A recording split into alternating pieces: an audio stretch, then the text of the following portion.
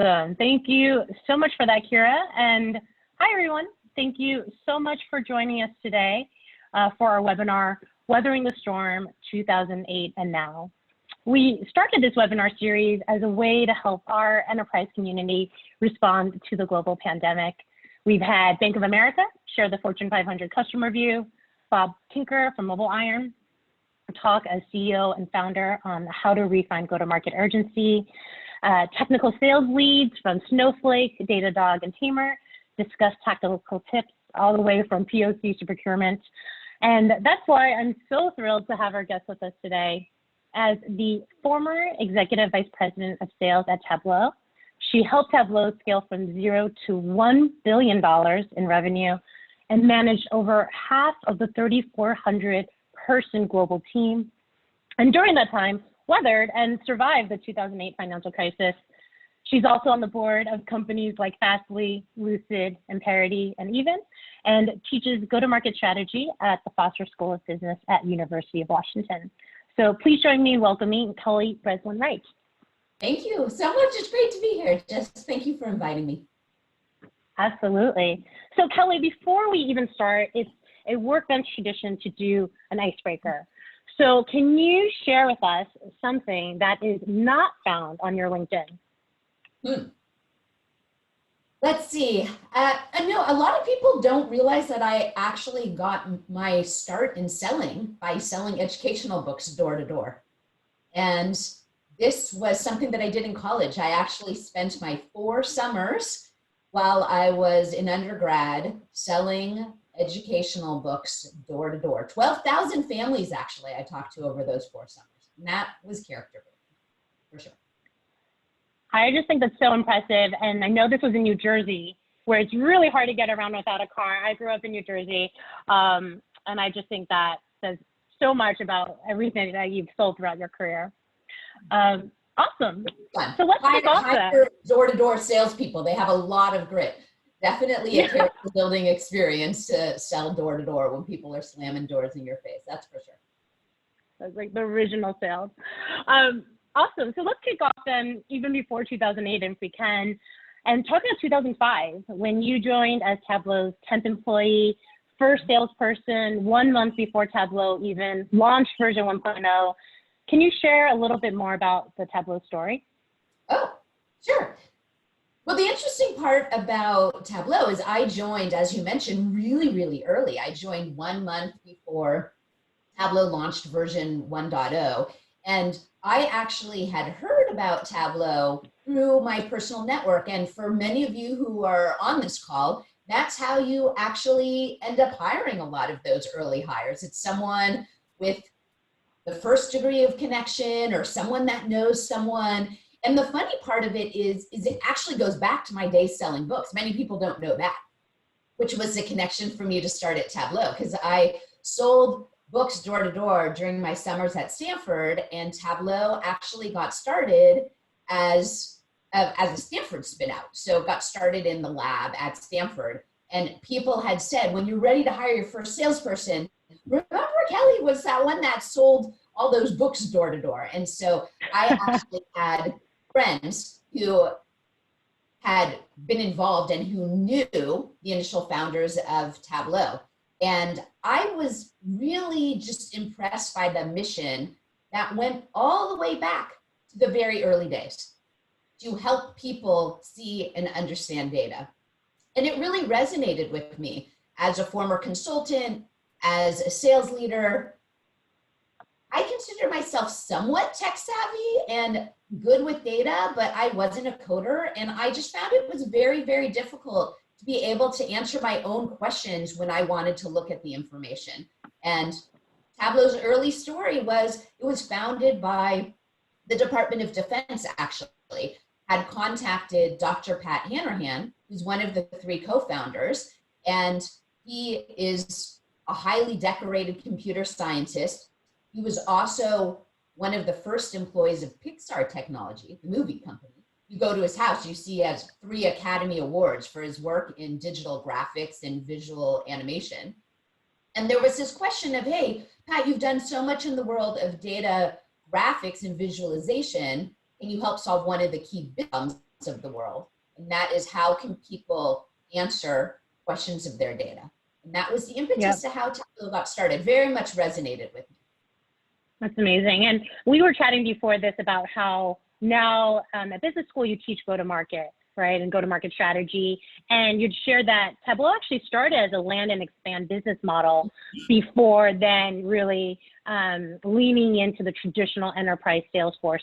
Can you share a little bit more about that? Because I know that's something so many of our early stage startups are thinking about, which is, what is the right go-to-market strategy for us to be taking? Mm-hmm. It's interesting. Oftentimes people will have their product, they'll validate initial product market fit, and then they try to figure out what should their sales motion be. And they equate sales motion with the go-to-market strategy. And that's a bit faulty, because go-to-market strategy actually happens earlier. And the way I like to think about it, and then I can tie it back to Tableau, is when you think about the go-to-market strategy, first and foremost, you have to understand what's the mission of the company. What is it that you're trying to do? At Tableau, the mission was help people see and understand data. And then if you think about, well, what's the company story or the founding story? Because that really helps to convey how you're going to attack and approach that mission and stay on path with that mission. And at Tableau, it was, the average person has a really hard time answering their own questions with data. You had this world of data analytics and databases, which was rows and columns of text, which was super complex. It took someone that was very, very savvy and a developer with a lot of technical prowess to be able to understand. And then you had the average person that wanted to see and understand their own data, who wanted to have more agility, who didn't have all that technical strength and capability. And so we had that founding story I just told you, our mission, and then we had to say, well, who is the ideal customer profile? And that ideal customer was not the business intelligence developer. Of course, we went after them too, but it was the everyday user, business user, whether they sat in marketing or in sales or recruiting or development or finance, who really wanted to have a quick and easy way to look at their own data and information, answer their own questions without a lot of technical chops. And when we looked at that and said, well, who is that customer? That customer was the everyday user. And we didn't need a heavy enterprise sales motion for hundreds of thousands or millions of dollars of sale to go reach those individual users. And so we ended up thinking about this land and expand way before it was really even a thing. There was not a whole bunch of land and expand. SaaS wasn't even out there. And we tried to figure out what is the best way to reach our ideal customer, who were those individual users. And you couldn't set up a heavy enterprise sales program where you went and met people face to face when the average sale was $1,000 to $2,000, which is what our per user price was back in 2005. So to solidify that, it was understand the mission, what's your company story, how are the values and your differentiated value proposition of how you want to reach that customer, understand your ideal customer profile, and not until then, wait until then to figure out what your sales motion is going to be. And it was very clear for us to reach that ideal customer profile with our mission. It had to be a way where it was land and expand, where we were just identifying and reaching those individual users. And it sounds like, go-to-market strategy also changes, right? So in the beginning, this land and expand, which is almost ironic now, right? Because it's so common to do land and expand and to hear and remember that in the early days it was not. And then you mentioned that in 2009, that's really when you leaned into the traditional enterprise sales motion, much larger ACV. So maybe let's fast forward then to 2008, because that is when the financial crisis hit. Can you share what that time was like for your sales team? And then again, how you leaned into that traditional sales model in 2009 during a very uncertain time? Sure. Okay, there's two different questions there. One was, did this go-to-market strategy change and did the sales motion evolve? And then two is what happened in 2008 to 2009. So let's parse those two. First, Our go-to-market strategy didn't really change very much. The go-to-market strategy is always based on what's your mission and your vision, what's your differentiated value, or what's your company story and your differentiated value, and that stayed the same. But then over time, we said, hey, this is actually resonating to a larger group. So we started with that land and expand. So our initial go-to-market motion, our sales motion, was that land and expand. Later on, when it was landing well and all bigger companies wanted to actually empower their users to see and understand data and have a better, faster, more agile way to answer their own questions, we realized we could actually sell bigger ticket items with more traditional enterprise sales. And that's when we built up the sales motion. We're running bifurcated sales motion, inside sales, land and expand, at the same time, enterprise sales. Then we added a third motion, which was the channel. But the go-to-market strategy on the mission of help people see and understand data by empowering people to answer their own question, that was the same from 2005 to even today, now that they're part of Salesforce. That go-to-market approach is the same. So I'll just pause there. Does that make sense with regards to the go-to-market story? No, it makes total sense. And it's just helpful to, again, understand the history, because nowadays when you see Tableau, you just think massive enterprise contracts, and it's helpful to hear the origin story. I'm curious with them, we actually have a question in here, which is, did you have a free user community? And if so, how did you convert them to commercial customers? Which is, a little bit on your point. Absolutely. So that's a great, great question. Back in those days, there really wasn't much freemium. And so it was a completely foreign thing. If you think back into 2005, most of those software products, because this is before subscription, before SaaS, before freemium, most of it was actually really heavy, complex enterprise platform stacks. And switching costs were much more difficult. They were much higher. And so what happened is very early on, we just had a free trial for our desktop software. You download and try it for 14 days. People know that. That's still around. And then a few years later, once we just started with early days of our software server platform, which was really the basis of the impetus to being able to do an enterprise product. And we were selling the desktop product, which was a per user, and we were selling the server. Then it came out where this idea of, well, we should have Tableau public. Massive backlash. Why would you have Tableau public, which was a platform to allow anyone to come use Tableau to connect to some public data? It was the freemium model before there was really a call for freemium. Salespeople were saying, well, why would you do that? It's going to cannibalize our sales. And other people would say, well, why would you do it? Now, the whole reason for doing Tableau public was all about driving awareness, driving brand recognition, and getting people to have their hands on the software. But the catch was, back then, the only way they could save anything in Tableau public is they had to save it back up to the web. So there was no security around it. There was no proprietary data. Anything someone did in Tableau public, it was free, but it went back up. But we had that, and it just drove massive, massive awareness. And then people were using this free offering, and it really helped to massively fill the top of our funnel. And that was the first of multiple different avenues that we actually used that were now today called the freemium model. And then that was a marketing and sales to focus on converting those leads into actual sales leads that we could get revenue from.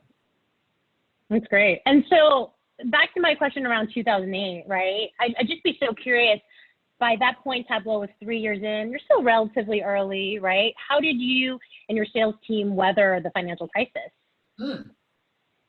So the financial crisis actually hit, the banks all started having the problems around the mortgage and financial issues was in around September 2008.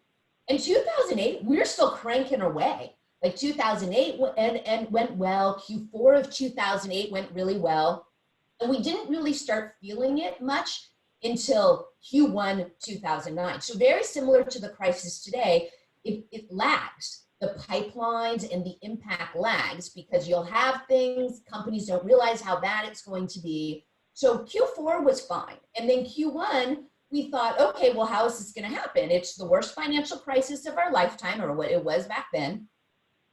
People were freezing up their budgets. There was a lot of uncertainty. People didn't know if they were going to be able to spend or not. We started hearing about a bunch of layoffs, and we weren't quite sure what to do. So we did a couple things. One was, what did we do internally? We can talk more about this. A lot of it is you want to make sure that you have frequent, honest, empathetic communication, both with your employees as well as your constituents, your customers and your partners. And so we leaned into having just very, very frequent communication, because employees especially, they're just worried. What does this mean for me? What's going to happen? So that was the first thing. Secondly is we had to be really thoughtful about our cash and thinking about, well, we initially had planned that we were going to double in revenue, and we were going to grow our headcount 60+% to be able to help us fuel that growth. And so we had to pull way back on our headcount growth. We didn't want to get ahead of ourselves. And we weren't sure what was going to happen with the revenue side. I think the third piece is that I'll just state is we were a mission-centric company. We always were. And I talked about that. Help people see and understand data. And that mission and purpose not only gave a lot more commitment to the employees, but it actually really helped us with our customers, because customers were having to lay off. They were having to do more with less. They were trying to figure out ways that they could answer questions really quickly to help them weather the storm. And so there's technology that really, really helps, and empowering people to be able to answer their own questions of their data and their information really, really resonated there. And we had a few customers, we thought we were just going to vanish from our pipeline because we heard that they were in bankruptcy, they were in major financial straits, those that were in the financial sector. And we just initially thought, wow, those deals are just going to completely go away. And then to our surprise, they actually accelerated and bought bigger in a big enterprise way, because they were having to do layoffs.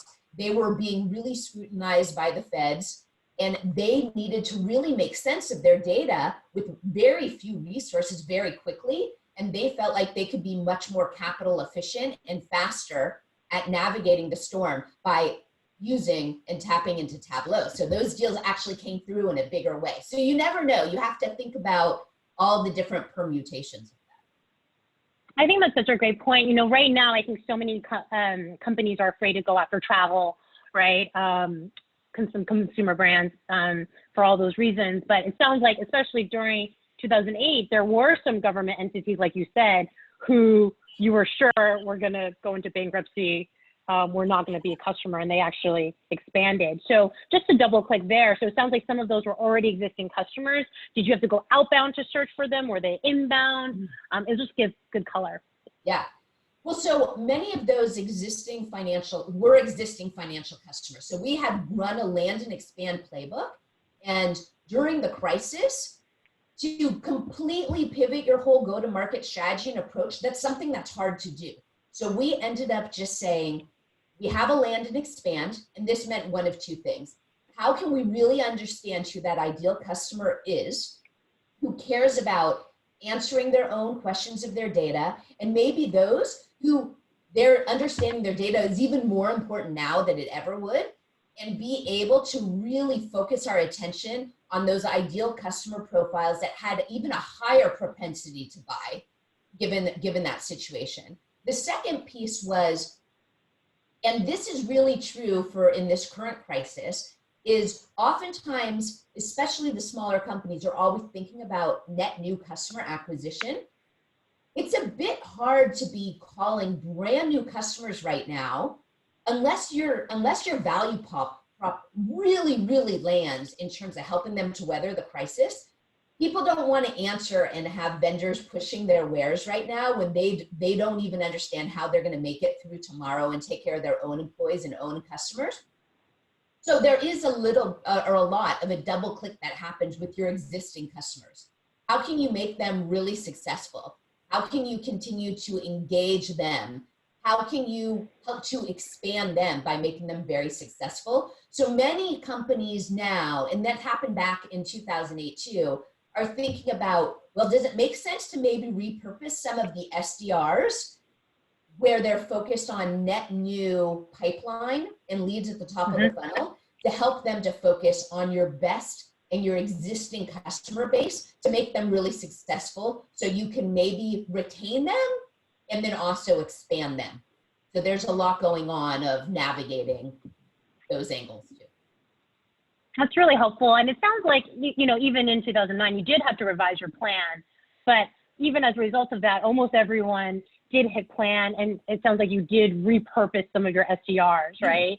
And we talk a lot about mission, vision, purpose. I know that's something you're really passionate about.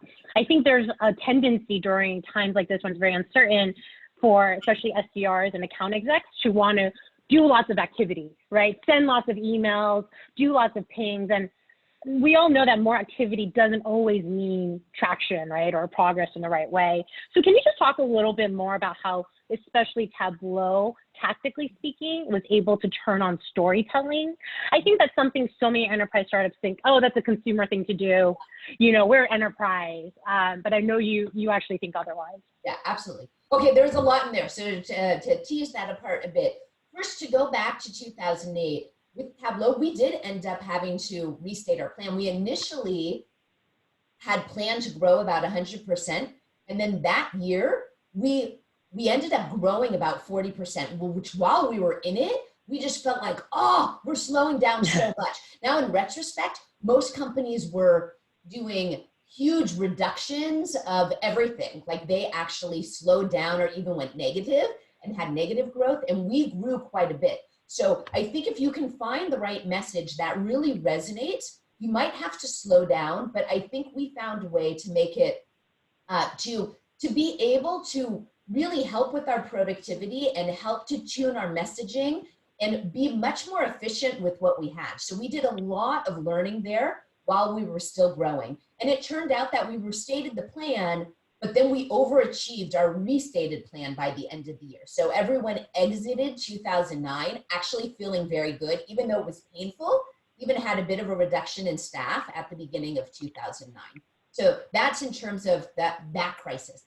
When we think about storytelling, this really goes back to what we were just chatting about the go-to-market strategy and the importance of mission, vision, core values, differentiated value proposition. A lot of what companies do when they're scrambling and they want to focus on just moving their product, they focus on the what and the how. How are we going to do this? How are we going to weather the storm? What can we do? And then they start selling features and functions all the time, anytime, even when you're not in a crisis, but especially when you're in a crisis, people care about the why. Why is this going to help? Why is this going to help my company? Why is this going to help me personally?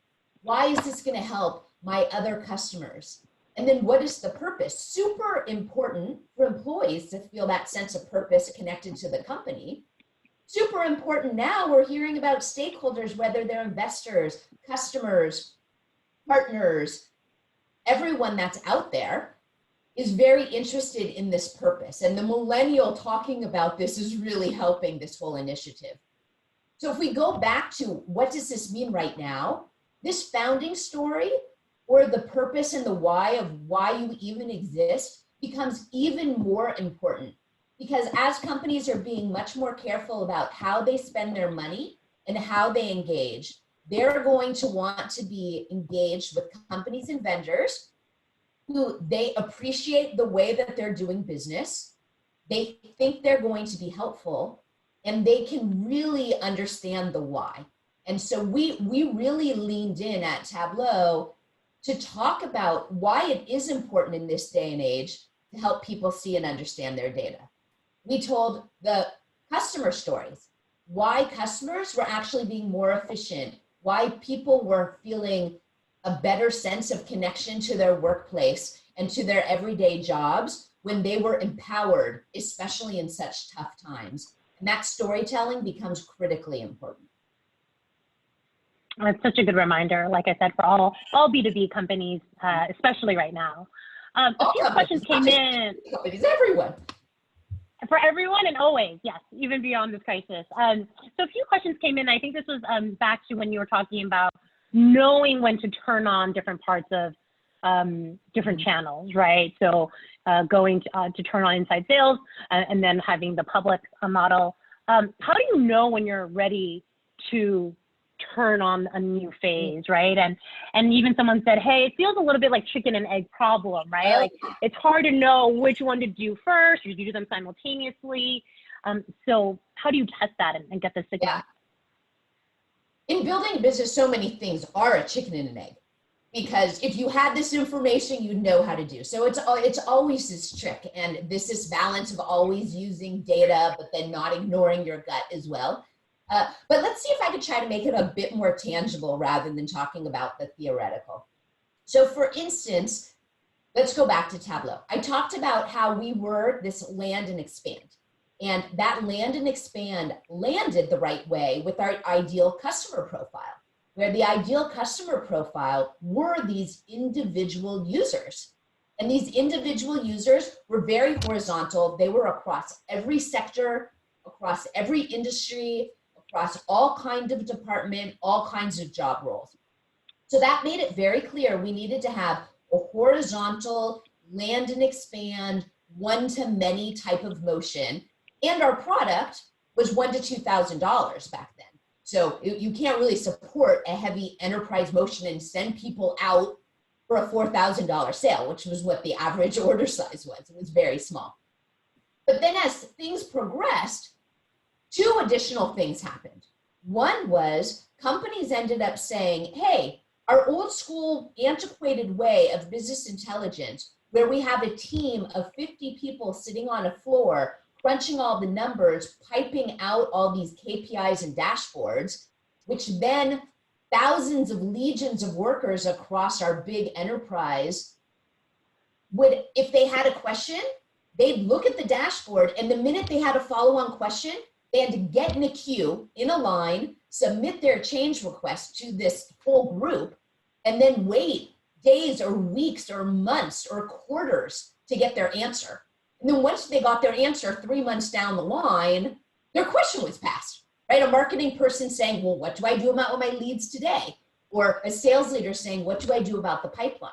And so what ended up happening is big enterprises started saying, we must, to be nimble and competitive, we must empower larger groups of our frontline workers and our frontline managers to answer their own questions. And so the ideal customer profile evolved. It wasn't just the end user, it was department heads and whole enterprise heads.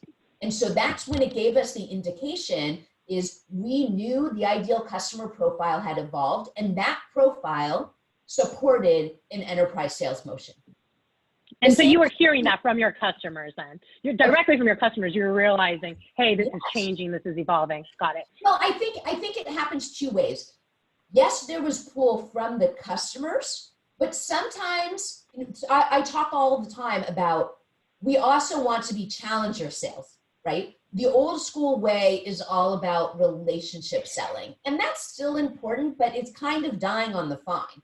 Because now, when switching costs are so low, I talked about early days of Tableau, switching costs were really high. Now switching costs are really low.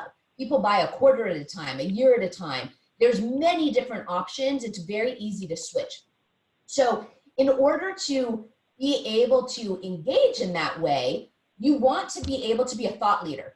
You want to go to your customers and prospects and actually tell them and share and inform and lead what they need to be more competitive and what they need to be successful. And so we had two things that were happening if we go back to Tableau. One, we were getting early indicators from our customers, but at the same time, we also were realizing, hey, this whole antiquated way that people are answering questions in this fast moving world where data is flying in at an exorbitant pace, and data was more than doubling every year and then every month. And the diversity of data was making it so complex that it was just not realistic for a company to say, I'm going to have one single database that I'm going to take 3 years to go put in, because then by tomorrow, their database is dead. Forget about waiting for 3 years. It's not dead, but it's old. It's expired because there's no fresh data. So we were using that challenger sale methodology to help to guide and teach our customers. So it was happening both ways. We were leading it, but we're getting those early adopters were happening, and the early majority then came. So they were happening at the same time. And it was a bit of chicken and egg. And you hit on this a little bit, which is, you know, when customers or I guess prospects you talk to have some legacy incumbents, whether back then it was Click or Spotfire, right? And they're saying, I really like them, they're fine, right? And switching costs feel really high. I don't think I really want to switch right now.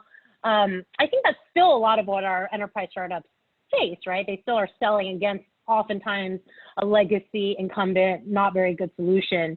Do you have anything else to share on that in addition to the mission and vision and challenger sale? Yeah, so we talked about the challenger sale and mission and vision. I'll go back to this why. What happens is when there's a lot of competitive pressure, and we had so many competitors at Tableau, and now I'm on multiple different tech boards. Every company has multiple different competitors. But what ends up happening is when there's a lot of competitive noise, the first thing that is natural to do is people start trying to do a feature function competitive win situation. So you move from being about mission and your why to then going down to, oh, they have that feature. We have that feature too. Oh, they have that function. Here's how we do it better. And then if you think about feature and function, that's how commodities are sold. Then if you're going to have all the same features and functions, the only things that you really can differentiate yourself on is price. And then maybe now a bit in terms of customer service and such, because that is actually really important. But when you start playing the feature and function war, people will go on price. And then you have a race to the bottom for price. And if you're trying to show your product of how it's better and it's going to help to solve a better problem, and you're using this challenger sale methodology, because you have a different approach, you're doing this in a disruptive, different way, leaning into that thought leadership, the challenger sale, selling the why, communicating your stories as to why your approach is different and better, is going to land so much better than the feature function war. You have to have that for feature function. Yeah, and I think that's what happened when people get confused and they go look at what they're doing. I bet their product demos and their sales demos are mostly functioned on features and functions. And that's how you get the race to the bottom and the commodity issues. Yeah, here's a great follow-up question to that, which is, how do you train the challenger sale to your sales team? Was it a complex training? Did you just hire for it? Yeah. Well, it's interesting. There's only one book that is required reading in my go-to-market strategy sales course that I teach at University of Washington. And I teach an MBA class, and then I teach an executive ed course as well, or planning to, once this whole COVID thing is done. And that book is The Challenger Sale. And it's a fantastic book. If people haven't read it, I'd go out and read it. There's a bunch of books on storytelling too. I think it's good to read The Challenger Sale together with the storytelling types of books, because you can only be a good challenger if you're leading with those stories. The way I teach it though is actually if you go up to the Challenger Sale website, there are a bunch of methodologies that you can get from the book.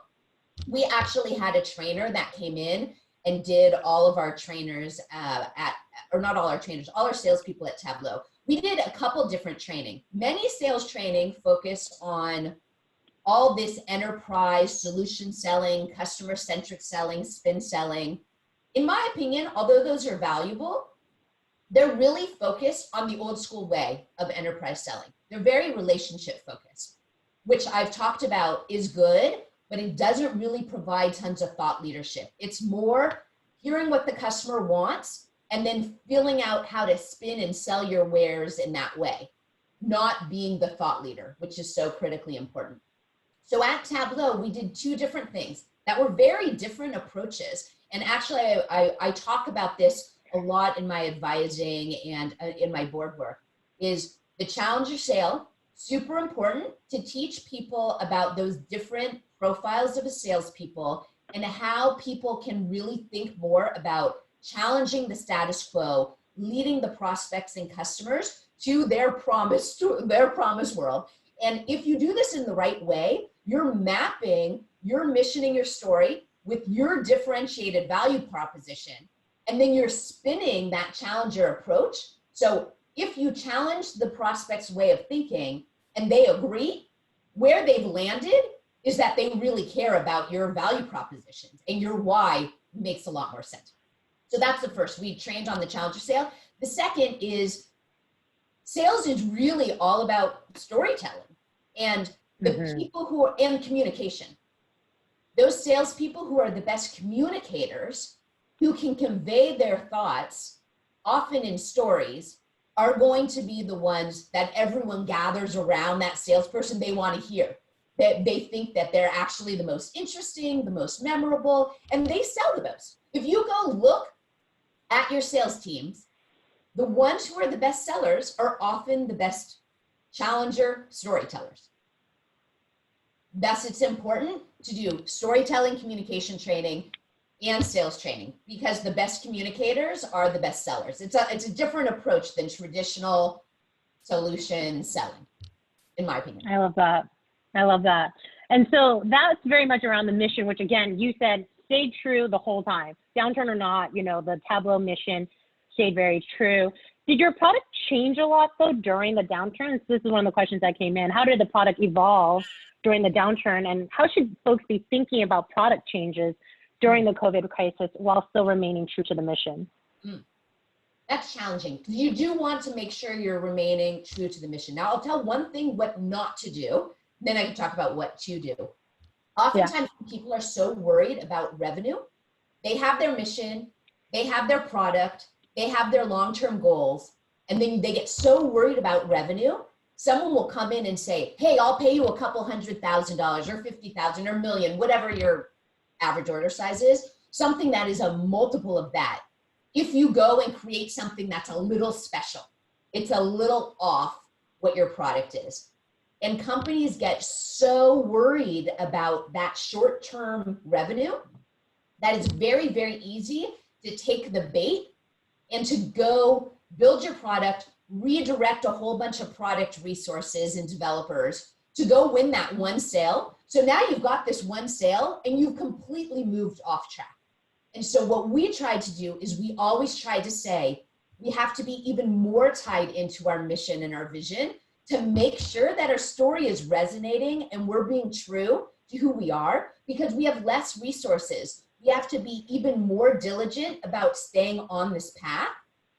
And so double clicking on it. So we actually ended up in the downturn saying no to people that wanted to pay a lot of money to create a product that really wasn't the product that the company was about. So I think that's one first thing. I think the second is you have to look at what your differentiated value propositions are and how those resonate, and then how can you accelerate those. So at Tableau, one of the key value propositions was empowering people to be able to answer their own questions and keeping it very simple and intuitive so they could work fast. So a lot of the product features were, how can we actually help people to be faster? So we leaned in heavily to the UI and keeping things simple. The other thing is we leaned into other ways, since we knew land and expand worked and we didn't have as much of a marketing budget and we had to not go hiring a whole bunch of salespeople. How could we lean into things like Tableau Public, which was a freemium, where we knew the more people that have their hand on the product, the more we can actually use our land and expand engine. So how can we do short-term things that are going to allow more people to use the product? And so those were two vacillations. So it's not huge drastic changes. It's find out why people are going to buy you and then leaning into those product capabilities that are going to make you even more relevant. Awesome. That's so helpful. We have a few minutes left, but I'd love to end on something you shared with me, which is, we talked a lot about external communications, right, to your customers. You touched on internal earlier, and you shared with me something that you called your Sunday night emails. I think that's just such a helpful tactic, if you wouldn't mind telling us a little bit more. Well, here's a funny story. When I finished that Tableau, so I was there for 12 years, one of the things that my kids said is the biggest change in their life is I wasn't working all day Sunday to compile this Sunday night email. So I got hours and hours and hours back. So I did, for my entire time at Tableau, I sent this Sunday night email. And a lot of that, partially it was for me to stay up to date on everything that was going on. I could use Tableau to understand the data. But a lot of that was just being really clear, open, honest, transparent communication with the team. So they knew what was happening, what were the top priorities, what were the challenges, what were the big customer wins. And in time of crisis, being able to be really transparent with what's on your mind. So for instance, one thing that happened back then, but maybe are happening with a number of companies that I'm engaging with now. People are struggling. Should we restate the plan? But we don't know how bad it's going to go. If we restate the plan, are we going to have to do it? Should we restate comp plans? Should we give everyone a new sales target? Well, right now, maybe people don't know. Maybe we need to wait till June before you know. But if you don't communicate anything, then you have everyone all stressing out. So it's okay to say, hey, we realize times are tough. We realize many companies are going to have to restate their plan. And this might come to restating targets, to restating comp plans. We're not quite sure what we're going to do, but we're thinking about it. We're on it. We'd love to hear your thoughts, and we'll let you know when there's a change. So just to let people know what you're thinking about in times of crisis is really important. I think also right now in this time, even more so than 2008, 2009, people are quarantined, they're worried, they're lonely, there's mental wellness challenges. Anything you can do as a company to keep people connected.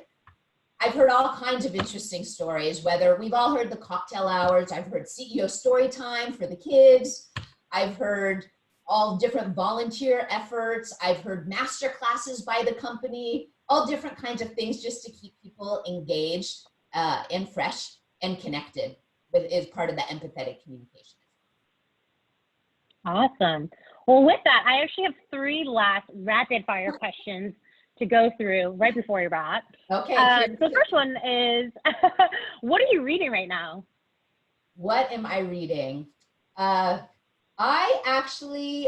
reading this book, and now the name is escaping me. It's about a number of women and biases of women as companies have actually built operational engines, from how people drive, how sidewalks were built, all those kind of things. So that's one book that I'm reading. I also just read one of Brené Brown's books, Daring to Lead. I love Brené Brown. Oh, I love her. I think people should all go read.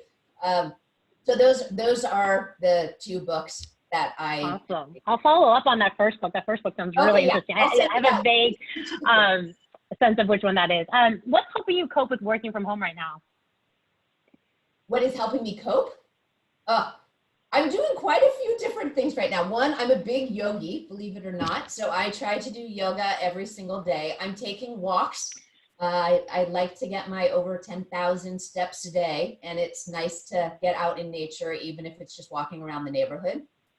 The other thing I'm doing is I have all these boxes of old photos in my garage. And so I've taken out these old photos that many people on here wouldn't have even been alive in the day when there wasn't a digital photo. But I had all these photos that were from early on that aren't digitized.